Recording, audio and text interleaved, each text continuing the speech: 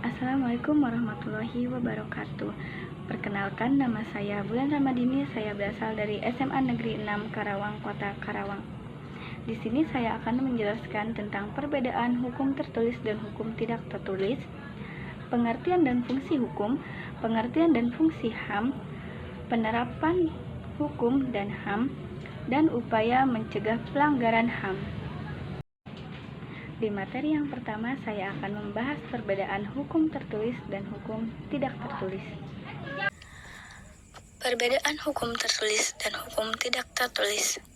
Hukum tertulis adalah hukum yang dituliskan atau dicantumkan dalam perundang-undangan. Contohnya, hukum pidana dituliskan pada KUH Pidana.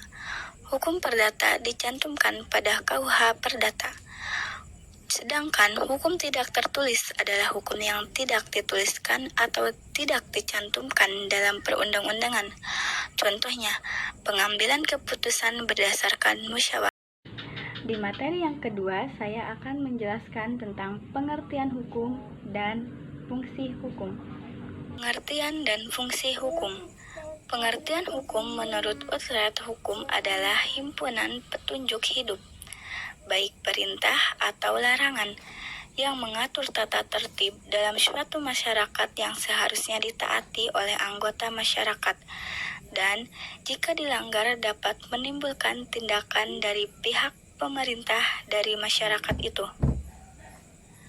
Fungsi hukum dalam kehidupan masyarakat. Dalam setiap masyarakat, hukum lebih berfungsi untuk menjamin keamanan dalam masyarakat dan jaminan pencapaian struktur sosial yang diharapkan oleh masyarakat.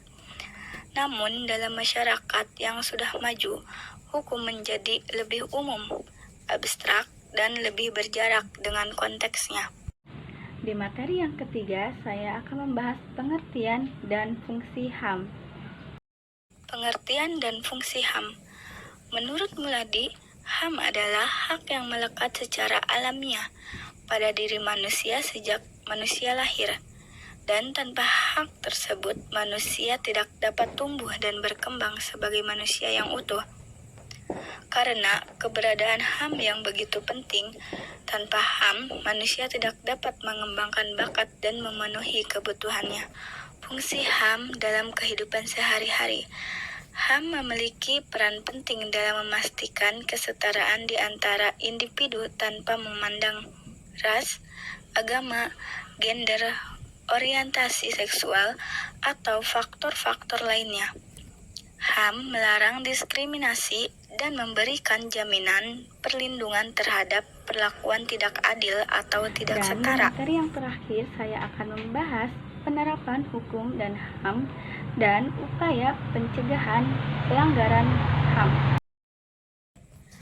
Penerapan hukum dan HAM. Prinsip hukum yang adil harus dibangun di atas prinsip menghormati harkat dan martabat manusia. Ini berarti juga hukum yang adil. Upaya mencegah pelanggaran HAM. Yang pertama, menegakkan hukum.